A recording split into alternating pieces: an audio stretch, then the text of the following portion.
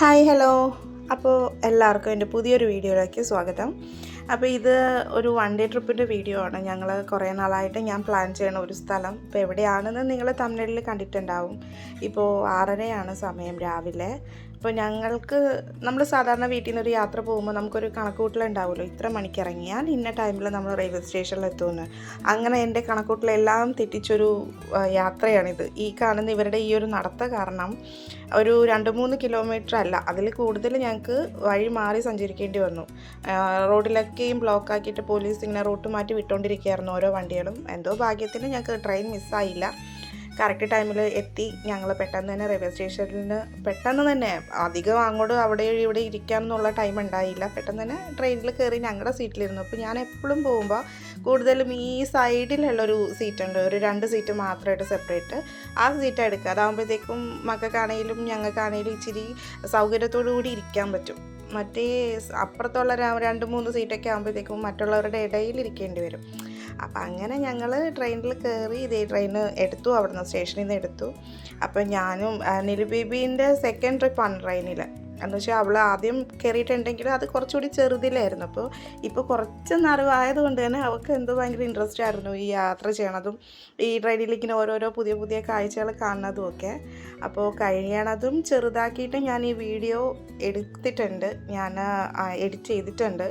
കാരണം ഒരുപാട് നമുക്കത് അങ്ങോട്ട് കുറയ്ക്കാൻ പറ്റിയില്ല. അതിയോഗീൻ്റെ ഉള്ളിലുള്ള കുറച്ച് കാഴ്ചകൾ നമുക്ക് അവിടെ ഫോൺ യൂസ് ചെയ്യാൻ പാടില്ല. അവർ ഫോണ് കണ്ടു കഴിഞ്ഞാൽ വീഡിയോ കണ്ടു കുറച്ച് സീനാണ്. പക്ഷേ ഞാനത് അവരറിയാത്ത രീതിയിൽ ഞാൻ എടുത്ത വീഡിയോസാണ് ഇതിൽ കാണിക്കുന്നത്. അപ്പോൾ നമ്മൾ ആദിയോഗിയിലോട്ട് പോകാൻ ആഗ്രഹിക്കുന്നവർക്കും പോകാൻ പ്ലാൻ ചെയ്യുന്നവർക്കും ഒക്കെയും നന്നായിട്ട് ഉപകാരപ്പെടുന്ന ഒരു വീഡിയോ ആയിരിക്കും ഇത്. പിന്നെ എന്തെങ്കിലും മിസ്റ്റേക്ക്, ഇപ്പോൾ എല്ലാ വീഡിയോസിലും എല്ലാവരും പറയുക നിങ്ങളെങ്ങനെ പോകണമെന്ന് ഞാൻ പറഞ്ഞു തരാം എന്നാണ്. പക്ഷേ എൻ്റെ ഈ വീഡിയോയിൽ ഞാൻ പറയണത് നിങ്ങളെങ്ങനെ പോകരുത് എന്നുള്ളതാണ്. കാരണം ഞാൻ പ്രതീക്ഷ പോലല്ല, കുറച്ച് അബദ്ധവും കാര്യങ്ങളൊക്കെ പറ്റി നമ്മളൊരു സ്ഥലത്ത് ആദ്യമായിട്ട് പോകുമ്പോൾ പറ്റണ. പക്ഷേ എനിക്കിതുവരെ ഇങ്ങനെ ഒരു അബദ്ധം പറ്റിയിട്ടില്ല. ഇത് ഫസ്റ്റ് ടൈമാണ് ഇങ്ങനത്തെ ഓരോ മണ്ടത്തരങ്ങൾ പറ്റണത്. എന്തായാലും നമ്മുടെ പാലക്കാട് കഴിയുമ്പോൾ ഇതുപോലുള്ള കുറേ നല്ല കാഴ്ചകൾ, അതിൻ്റെ ഇടയിൽ പെട്ടൊരു കാഴ്ചയായിരുന്നു ഇതെന്തോ അവരുടെ അവകാശം പോലാണ് ട്രെയിനിൽ വന്നിട്ട് എല്ലാവരോടും കാശ് ചോദിക്കണം. പക്ഷേ ഇവർ ഇച്ചിരി ഡീസൻ്റായിട്ടാണ് വന്ന് ചോദിച്ചത് എല്ലാവരുടെ അടുത്തും.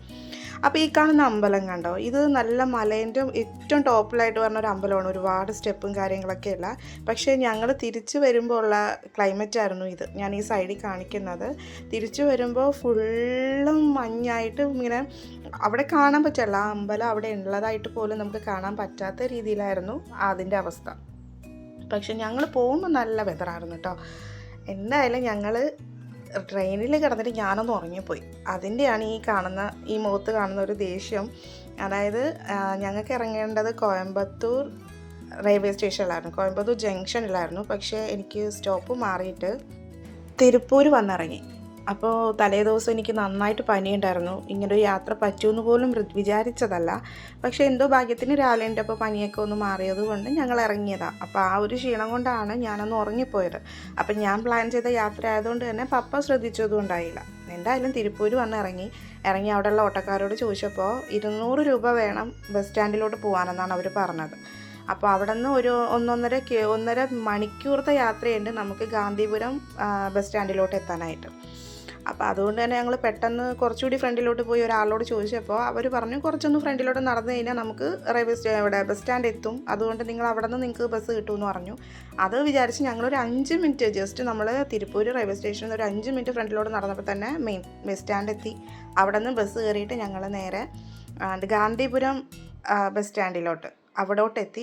അവിടെ എത്തിയപ്പോൾ തന്നെ ഏകദേശം ഒരു 2 മണി അടുപ്പിച്ചായിട്ടുണ്ടായിരുന്നു. അത് നന്നായിട്ട് വിശക്കുന്നുണ്ടായിരുന്നതുകൊണ്ട് അടുത്തുള്ളൊരു ചെറിയൊരു ഹോട്ടലിൽ കയറിയിട്ട് ഞങ്ങൾ ഭക്ഷണം കഴിച്ചു.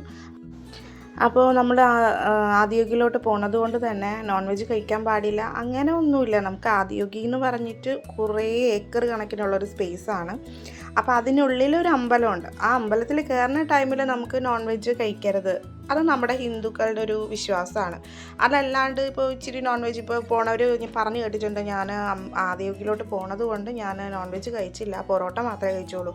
ഈ പൊറോട്ടയിൽ ഉള്ളതും മുട്ട തന്നെയല്ലേ, മുട്ടയും നോൺ വെജിൻ്റെ ഐറ്റംസിലാണല്ലോ പെടുന്നത്.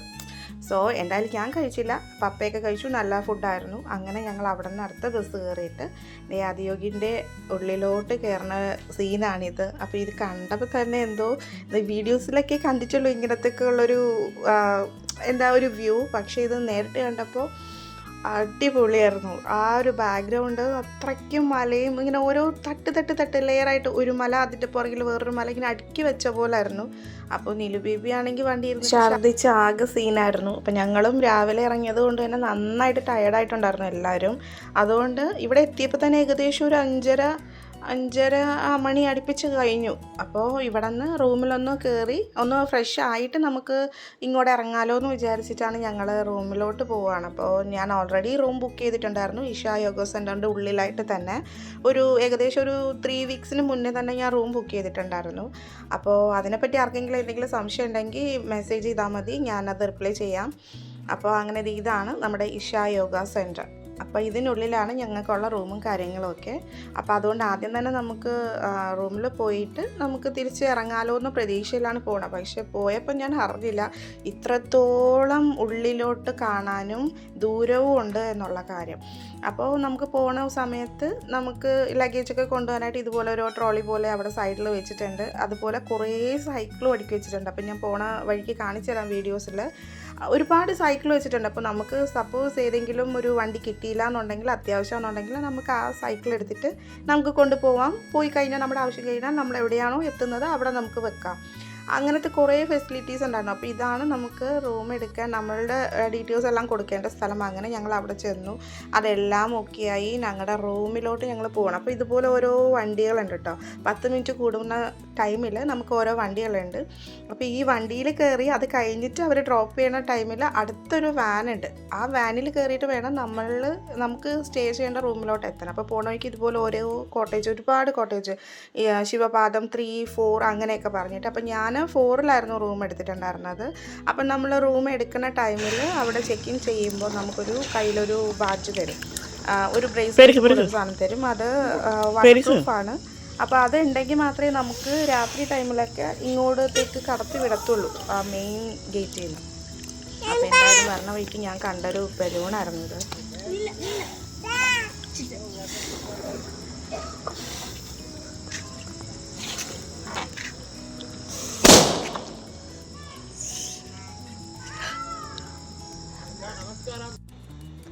ഒരു ബലൂണൊന്ന് വീർപ്പിക്കാൻ കൊടുത്ത സീനായിരുന്നു കേട്ടോ ആ കണ്ടത്. പറഞ്ഞ വഴിക്ക് കണ്ട് ഞാൻ വാങ്ങിച്ചത് നല്ല വലിയ ബലൂണായിട്ട്, പക്ഷെ അത് പൊട്ടിപ്പോയി. പിന്നെ ബാക്കിലൊക്കെ മയിൽ കരയുന്ന സൗണ്ട് നിങ്ങൾക്ക് കേൾക്കാൻ പറ്റിയിട്ടുണ്ടാവും. അത് നമ്മുടെ നാട്ടിൽ കോഴിയൊക്കെ നടക്കുന്ന പോലെ ഇവിടെ നിറച്ച് മയിലാണ് ഉണ്ടായിരുന്നത്. എപ്പോൾ രാവിലെ എണീറ്റാലും വൈകുന്നേരം ഒക്കെയും മയിൽ ഇഷ്ടം പോലെ ഉണ്ട് ഇവിടെ.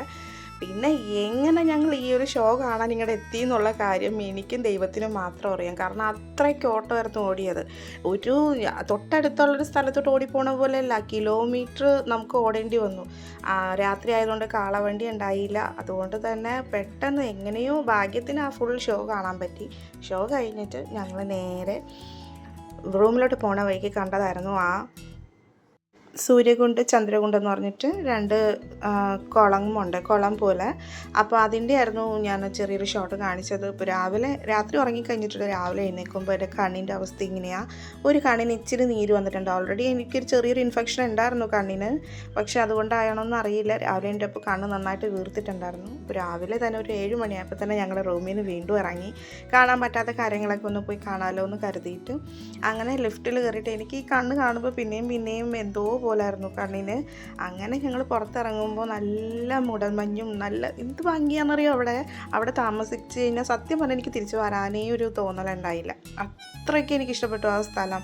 എന്തോ നമ്മൾ ഈ സിറ്റിയിൽ നിന്ന് പെട്ടെന്ന് അങ്ങനെയുള്ളൊരു സ്ഥലത്തോട്ട് പോയപ്പോഴത്തേക്കും ഭയങ്കര കാം ആൻഡ് ക്വയറ്റ് എന്ന് പറയില്ലേ, അതുപോലെ ഇതേ കണ്ടോ സൈക്കിളാണ് ഞാൻ പറഞ്ഞിട്ടുണ്ടായില്ലേ, സൈക്കിൾ ഇങ്ങനെ അവിടെ വെച്ചിട്ടുണ്ടാവുന്നു, അതുപോലെ സൈക്കിൾ വെച്ചേക്കുന്നതാണ്. അപ്പോൾ നമുക്ക് ആവശ്യമുണ്ടെങ്കിൽ ഉപയോഗിക്കാം.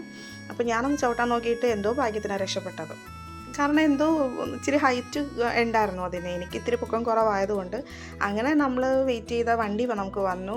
ഇതുപോലെ ഒരു വണ്ടി ഉണ്ടാവും, നമുക്ക് 10 മിനിറ്റ് കൂടുമ്പോൾ ഇവർക്ക് സർവീസ് ഉണ്ടാവും, ഇവിടെ നിന്ന് അങ്ങോട്ടും അവിടെ നിന്ന് ഇങ്ങോട്ടുമായിട്ട്.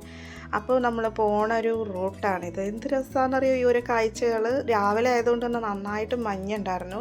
അതുമാത്രമല്ല ഇന്നത്തെ ക്ലൈമറ്റ് ഇന്നലത്തെ പോലെയും അല്ല. അവിടെ എല്ലാവരും പറയുന്നതെന്ന് പറഞ്ഞു കഴിഞ്ഞാൽ ഇന്നത്തെ ദിവസം മഴയാണ്. അതായത് എല്ലാ ദിവസവും മഴ തന്നെയാണ്, പക്ഷെ സൺഡേ ആയതുകൊണ്ട് മാത്രം എന്തോ മഴ ഉണ്ടായില്ല.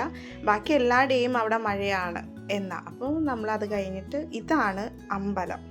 അതായത് ഈ ശിവൻ്റെ അമ്പലമാണ് ഇതിൻ്റെ ഉള്ളിൽ. ആ കാണുന്ന നന്ദിയും എല്ലാം ആ സൈഡ് അമ്പലമാണ്. അപ്പോൾ ഞാൻ പറഞ്ഞില്ലേ, നോൺ വെജ് കഴിക്കുന്നുണ്ടെങ്കിൽ അങ്ങോട്ട് പോകാണ്ടിരിക്കുക. കഴിക്കാത്ത ദിവസം മാത്രം ഒന്ന് ഫ്രഷ് ആയിട്ട് അമ്പലത്തിലോട്ട് കയറുക. അപ്പം നമുക്ക് അവിടെ നിന്ന് ഫ്രീ ആയിട്ട് രുദ്രാക്ഷമൊക്കെ തരും. നമ്മുടെ പേരൊക്കെ കൊടുത്തു കഴിഞ്ഞാൽ നമുക്ക് ഫ്രീ ആയിട്ട് രുദ്രാക്ഷം തരും. അത് ഞാൻ വാങ്ങിച്ചു, ആ രുദ്രാക്ഷം ഞാൻ വാങ്ങിച്ചു. അപ്പോൾ ഇത് അമ്പലത്തിൽ ഇത് സ്വർണ്ണമാണോ കവറിങ് ആണോ എന്ന് എനിക്ക് അറിഞ്ഞുകൂടാ. എന്തോ ഞാൻ കണ്ടൊരു കാഴ്ചയാണ്. ആൾക്കാർ കൊണ്ടുവന്ന് ഈ കുളത്തിൽ കാശൊക്കെ ഇടുന്നുണ്ട്, അത് എന്തിനാണെന്നും എനിക്കറിയില്ല. പക്ഷേ അതിൻ്റെ കൂട്ടത്തിൽ ആ ഒരു ഇലയിൽ ഒരു സ്വർണത്തിൻ്റെ പോലെ എന്തോ ഒരു സാധനം കാണുന്നുണ്ട്. ഇനി പറയാൻ പറ്റില്ല, ആരെങ്കിലും കൊണ്ടിട്ടതാവും. ഇതാണ് നമ്മുടെ യോഗ ചെയ്യുന്ന ആൾക്കാർ വന്നിരിക്കുന്നത്. നമ്മുടെ സൂര്യകുണ്ട് ചന്ദ്രകുണ്ട് എന്ന് പറഞ്ഞിട്ട് 2 എണ്ണം ഉണ്ട്. അപ്പോൾ ആ കണ്ടാകുമ്പോൾ കുളത്തിൻ്റെ നേരെ മുകളിലായിട്ട് ഇങ്ങനെ സൂര്യൻ്റെ എന്തോ ഒരു പിത്തളേൻ്റെയോ അങ്ങനെ എന്തോ ഒരു സംഭവമൊക്കെ തൂക്കിയിട്ടിട്ടുണ്ട്. അപ്പോൾ ഇതാണ്, നമുക്ക് അങ്ങോട്ട് ക്യാമറ അലൗഡ് അല്ല, നമുക്ക് ഒരു വീഡിയോസും എടുക്കാൻ പാടില്ല.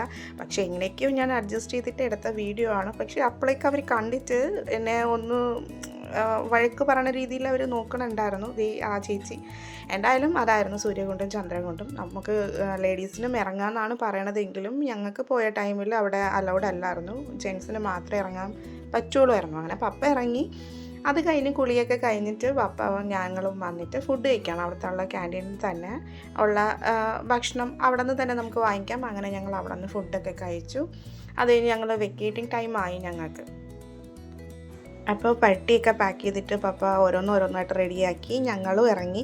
അപ്പോൾ ഇതാണ് ഞങ്ങൾക്ക് കിട്ടിയ രുദ്രാക്ഷം. അത് ജസ്റ്റ് കണ്ടപ്പോൾ തന്നെ ഞാനടുത്ത് കഴുത്തിലിട്ടു. എനിക്കെന്തോ ഭയങ്കരമായിട്ട് ഇഷ്ടപ്പെട്ടു. അതുകൊണ്ട് ജസ്റ്റ് കുറച്ച് നേരത്തേക്കൊന്നും ഇട്ടെന്നേ ഉള്ളൂ.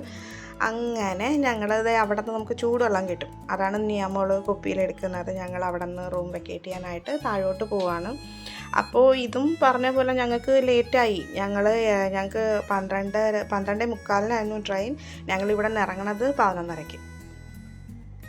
അതായത് കഷ്ടിച്ച് കുറച്ച് നേരമേ ഉള്ളൂ ഞങ്ങൾക്ക് ട്രെയിനിനായിട്ട്. അങ്ങനെ ഞങ്ങൾ പുറത്തോട്ട് ഇറങ്ങുമ്പോഴേ ഒരു മയിൽ നിൽക്കണം. അപ്പോൾ അതിൻ്റെ പുറകെ ഞാൻ ഓടി. പക്ഷേ മയിൽ അതിനേക്കാൾ സ്പീഡിൽ ഫ്രണ്ടിലോട്ട് ഓടിപ്പോയി. എന്തായാലും അതെല്ലാം കഴിഞ്ഞിട്ട് ഞങ്ങളുടെ വണ്ടിക്ക് വേണ്ടി വെയിറ്റ് ചെയ്ത് ഞങ്ങളുടെ വണ്ടിയിലോട്ട് കയറി. ലാസ്റ്റത്തെ കുറച്ച് കാഴ്ചകളും കൂടി കണ്ടിട്ട് ഞങ്ങൾ തിരിച്ച് ഇറങ്ങുകയാണ് പോകാനായിട്ട്. കാരണം ഞാൻ പറഞ്ഞില്ലേ, ഇവിടെ നിന്ന് തൊട്ടടുത്തോട്ട് ഓടിപ്പോണ പോലെ നമുക്ക് പുറത്തോട്ട് ഇറങ്ങാൻ പറ്റില്ല. അത്രത്തോളം വെയിറ്റ് ചെയ്ത് യാത്ര ചെയ്ത് മാത്രമേ നമുക്ക് പുറത്തോട്ട് നമുക്ക് എത്താൻ പറ്റുള്ളൂ. എന്തായാലും എത്തിയ പാടെ തന്നെ ഞങ്ങൾക്കൊരു ബസ് അവിടെ ഉണ്ടായിരുന്നു. പിന്നെ അവിടെ എപ്പോഴും ബസ് ഉണ്ടാവും എന്നാണ് പറയണത്.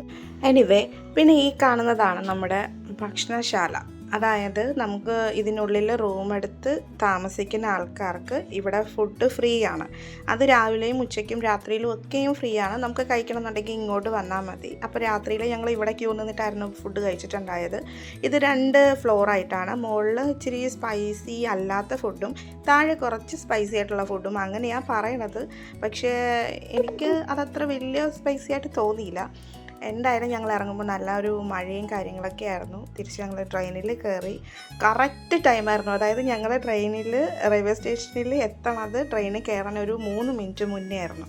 എന്തായാലും പെട്ടെന്ന് തന്നെ ട്രെയിൻ മിസ്സായില്ല. ട്രെയിനിൽ കയറി മക്കൾക്ക് കുറച്ച് സ്നാക്സും കാര്യങ്ങളൊക്കെ അവിടെ നിന്ന് വാങ്ങിയിട്ടുണ്ടായിരുന്നത് കൊണ്ട് അവരത് കളിച്ചിരിക്കുന്ന ടൈമിൽ പുറത്ത് നോക്കുമ്പോൾ ഉള്ള വെതറാണിത്. കണ്ടോ, ഈ നമ്മൾ കോട അതൊക്കെ കേട്ടിട്ടുള്ളൂ സത്യം പറഞ്ഞാൽ. പക്ഷേ ഇത് ലൈവായിട്ട് ഞാൻ കണ്ടു കോട എന്താണെന്ന്. അത് ഞാൻ ആ ഇടയ്ക്ക് വെച്ചിട്ടുള്ളൊരു സീനിൽ കാണിച്ചു. അത്രയ്ക്ക് ഹൈറ്റുള്ള ആ മലയിലൊക്കെയും കോടയായിട്ട് നമുക്ക് മുകളിലോട്ടുള്ള ഒന്നും കാണാൻ പറ്റുന്നുണ്ടായില്ല. എന്തായാലും ഈ ഒരു യാത്ര എന്ന് പറഞ്ഞാൽ നല്ല അടിപൊളിയൊരു യാത്രയായിരുന്നു. അപ്പോൾ പോകാൻ താല്പര്യമുള്ളവർ എന്തായാലും പോകാൻ മസ്റ്റ് വിസിറ്റാണ്. ഒരു പ്രാവശ്യമെങ്കിലും ഒന്ന് പോയിരിക്കണം നമ്മുടെ ഈ ബിസി ലൈഫിൽ നിന്ന്. അപ്പോൾ ഇത്രയേ ഉള്ളൂ എൻ്റെ വീഡിയോ. ഇഷ്ടപ്പെട്ടാൽ ലൈക്ക് ചെയ്യാനും സബ്സ്ക്രൈബ് ചെയ്യാനും മറക്കരുത്. Thanks for watching. Bye bye.